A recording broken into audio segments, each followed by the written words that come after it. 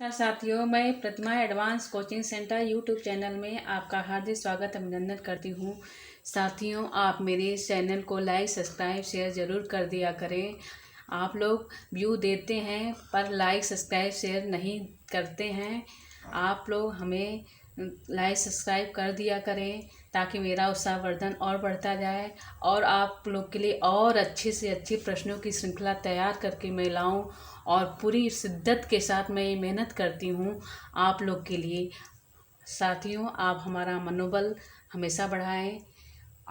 हम आपके लिए जो कर रहे हैं ये हम पूरी श्रद्धा के साथ कर रहे हैं, बड़ी लगन के साथ कर रहे हैं।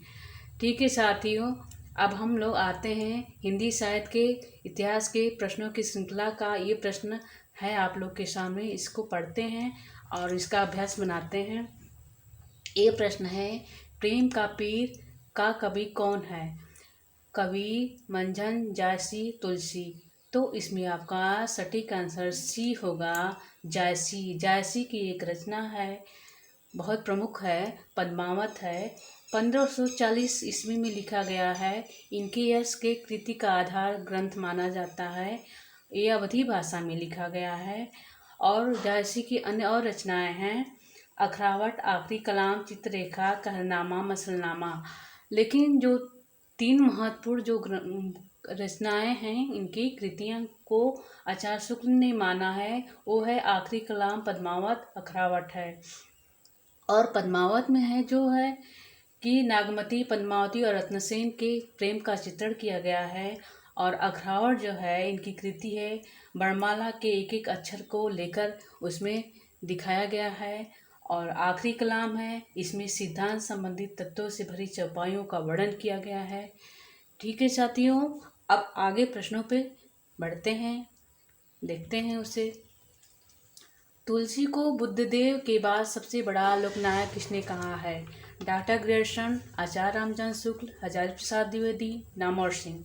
तो इसमें आपका ए ऑप्शन सटीक हुआ, डॉक्टर ग्रेयर्सन। अब नेक्स्ट प्रश्न में चलते हैं। ईश्वरदास कृत सतवती कथा का नायक कौन है? ऋतुपर्ण, मदन सेन, लक्ष्मण सेन, रतन सेन। तो इसमें आपका सटीक आंसर हुआ ए ऑप्शन सटीक है, ऋतुवर्ण। ठीक है, अब आगे बढ़ते हैं।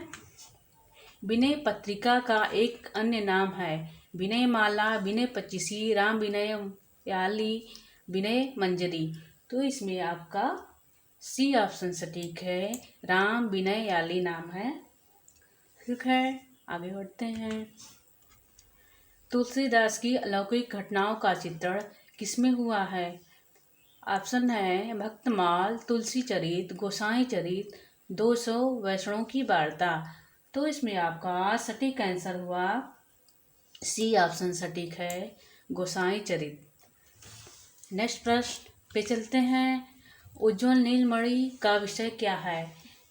श्रृंगार, भक्ति, दर्शन, बिहारी। तो इसमें जो है ए ऑप्शन सटीक हुआ, श्रृंगार। ये है रूप गोस्वामी की कृति है, उज्ज्वल नीलमणि। अब आगे बढ़ते हैं। निम्न में से द्विवेदी युग के कवि नहीं हैं? महावीर प्रसाद द्विवेदी, वियोगी हरि, रामचरित उपाध्याय, प्रताप नारायण मिश्र।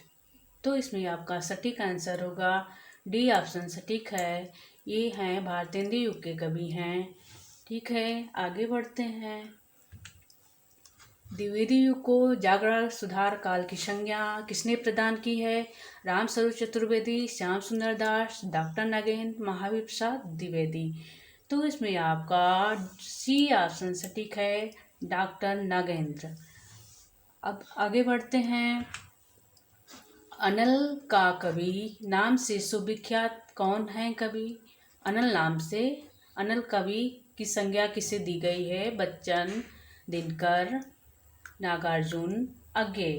तो इसमें आपका सटीक आंसर होगा बी ऑप्शन आपका सटीक है, दिनकर कवि को कहा जाता है, रामधारी सिंह दिनकर। और ये बच्चन हैं, इनको बच्चन सिंह को कहा जाता है, हरिवंश राय बच्चन। ठीक है, छई रोमांस की कवि कहा जाता है इनको। और नागार्जुन जो हैं नाथों में रसायनी नाम से नागार्जुन को जानते हैं, और ये एक यात्री नाम से कविता भी लिखते थे और अज्ञे हैं। इनको राहों का अन्वेषी कहा जाता है। ठीक है, आगे बढ़ते हैं। ये है बहुत ही महत्वपूर्ण पंक्ति है। वियोगी होगा पहला कवि, आह से उपजा होगा गान, निकल कर नैनों से चुपचाप, वही होगी कविता अनजान। इसमें ऑप्शन दिया गया है जयशंकर प्रसाद, सुमित्रा नंदन पंत, निराला, महादेवी वर्मा। तो इसमें ये महत्वपूर्ण पंक्ति किसकी है? ये भी ऑप्शन आपका सटीक हुआ, सुमित्रा नंदन पंत। ठीक है, अब आगे बढ़ते हैं। केन का कवि किसे कहा जाता है? गिरिजा कुमार माथुर, केदारनाथ अग्रवाल, मुक्तिबोध, हरिनारायण व्यास। तो इसमें आपका सटीक आंसर हुआ बी ऑप्शन सटीक है, केदारनाथ अग्रवाल। और इनको जो है, इनका उपनाम बालेंदु नाम से भी ये इनको जाना जाता है। ये कविताएं बालेंदु नाम से भी करते थे। और इनका जो है जन्म है 1911 में हुआ था और मृत्यु इनकी हुई थी 2000 में। और इनकी जो महत्वपूर्ण रचना है युग की गंगा, फूल नहीं बोलते हैं, फूल नहीं रंग बोलते हैं, हे मेरी तुम, अपूर्वा, आग का आईना। लेकिन जो युग गंगा है इनकी प्रथम रचना है। ठीक है, अब आगे बढ़ते हैं। इनमें से कौन सा नाटक शंकर शेष का नहीं है? एक दौड़ाचार, घरौदा, रक्तबीज, तिलचट्टा।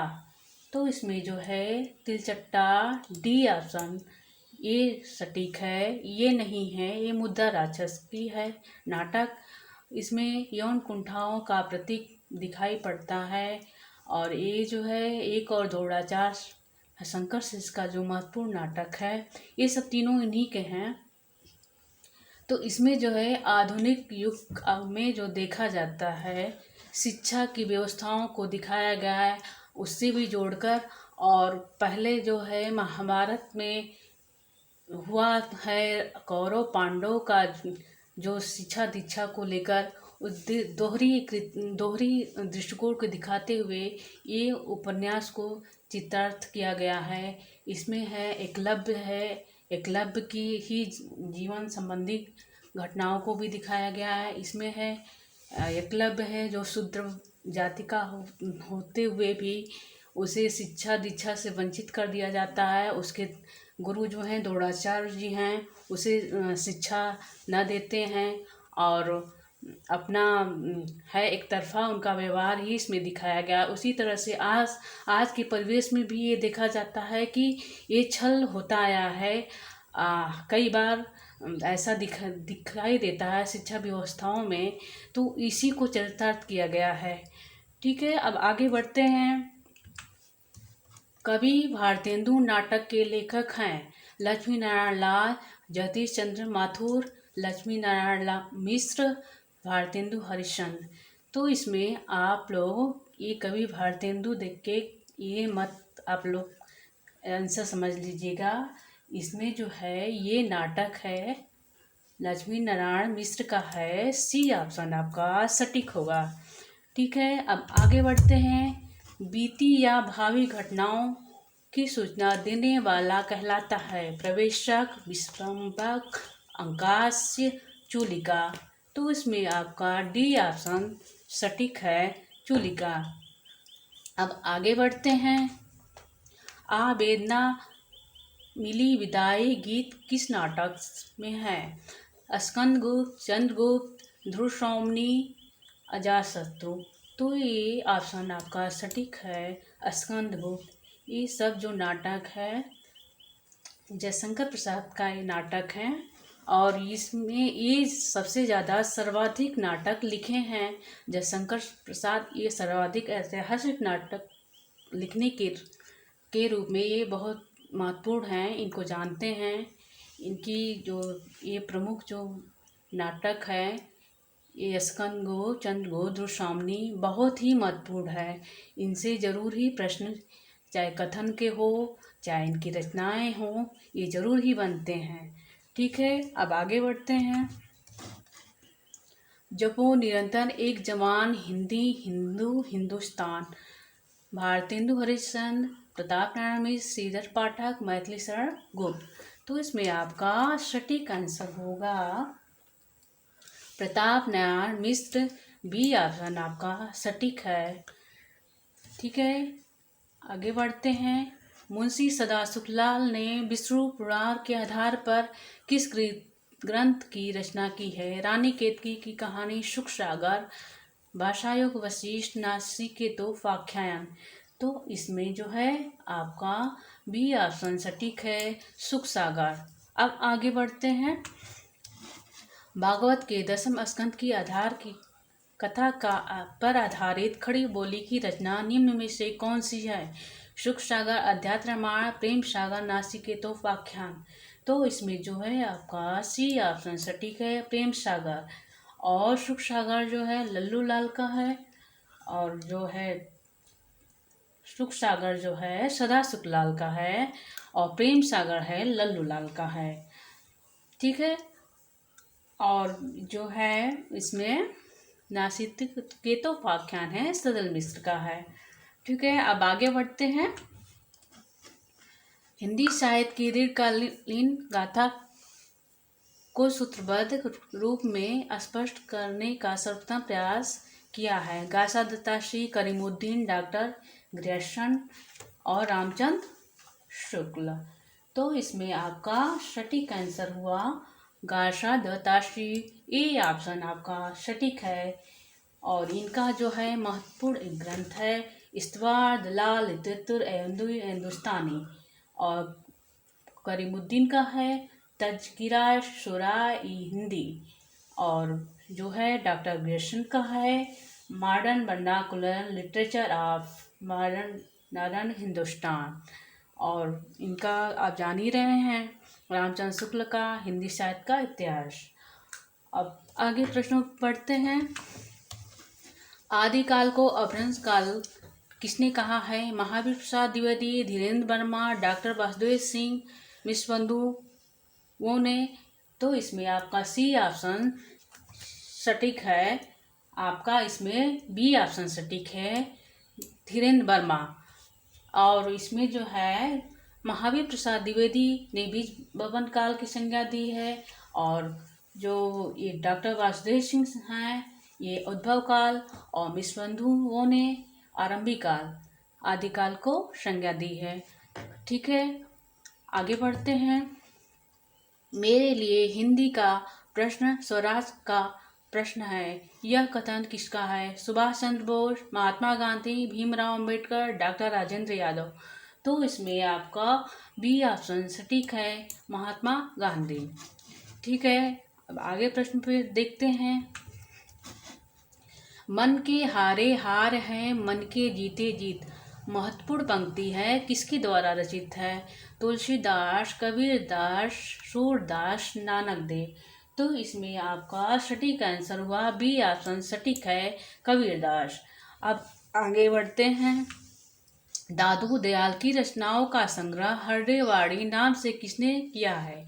रज्जब और मलुकदास ने, यारी साहब और अबुल्ला साहब ने, संत दास और जगन्नाथ दास ने, गरीबदास था मिस्किन दास ने।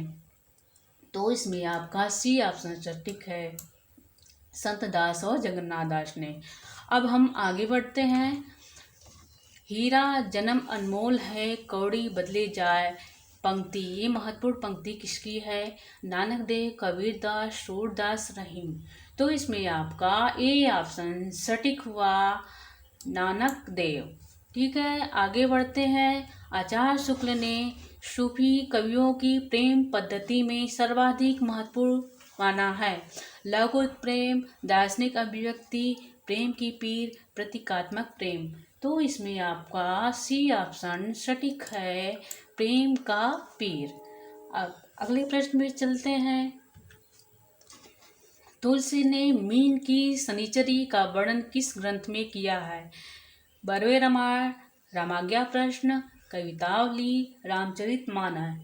तो इसमें आपका सटीक आंसर होगा सी ऑप्शन सटीक है, कवितावली में किया है। ठीक है, अब आगे बढ़ते हैं।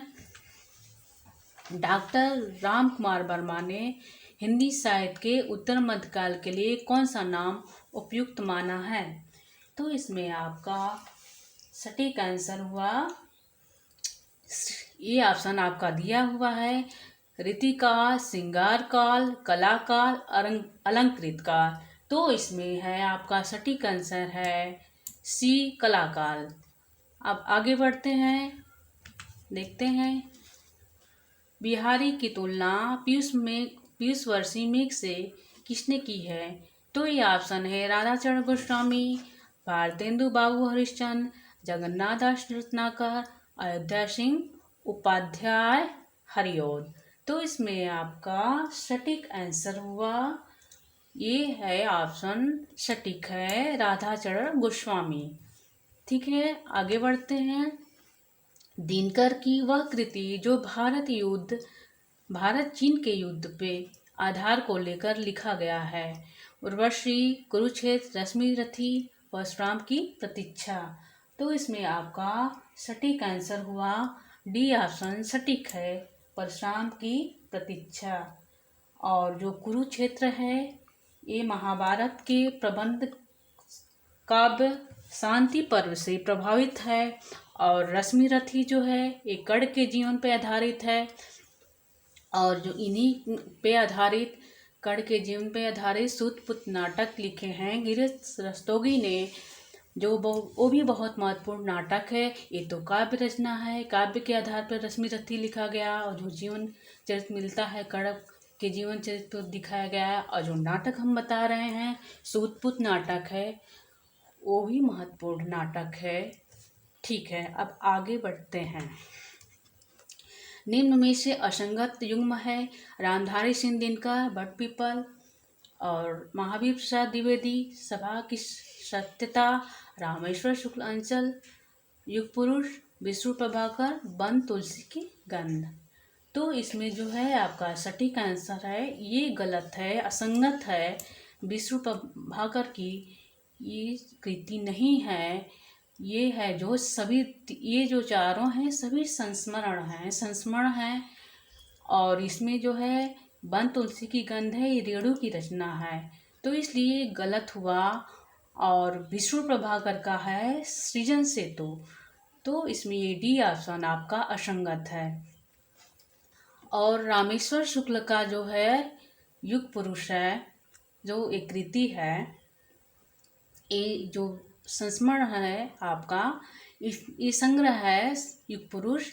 इसमें कई महापुरुषों का संस्मरण संग्रह हुआ है, जैसे इसमें है निराला, माखनलाल चतुर्वेदी, प्रेमचंद, गया प्रसाद शुक्ल स्नेही, पुरुषोत्तम दास टंडन, बालकृष्ण शर्मा नवीन, भगवती प्रसाद वाजपेयी, केशव पाठक हैं, और हजारी प्रसाद द्विवेदी भी हैं, ब्रजकिशोर चतुर्वेदी भी हैं, सियाराम शरण गुप्त भी हैं। ये बहुत सारे जो हैं इसमें संबंधी संस्मरण संग्रहित हैं। महापुरुषों का है एक संग्रह है युग पुरुष, जो रामेश्वर शुक्ल द्वारा ये संग्रह का रचना किया गया है। और इसमें ये जो है युग पुरुष जो है ये बहुत ही महत्वपूर्ण है, ऐसे ही प्रश्न बनते हैं। एक बार बनना था LT के पेपर में आया था, इसी तरह से संग्रहों में कौन से कवि इसमें किस संस्मरण की रचनाओं में नहीं है, किसका संग्रह है, ऐसे बनता है प्रश्न। ठीक है साथियों, ये हमारे श्रृंखला का ये लास्ट प्रश्न है, अंतिम प्रश्न है। ऐसे ही आप पढ़ते रहिए, आगे बढ़ते रहिए और हमारा साथ देते रहिए, और लाइक शेयर सब्सक्राइब करने में कंजूसी ना करिए। साथियों, हम यही उम्मीद और आशा से आपके साथ हम कदम से कदम मिला के चलने का प्रयास कर रहे हैं। इस प्रयास में मेरा आप सहयोग प्रदान करें। बहुत बहुत धन्यवाद साथियों।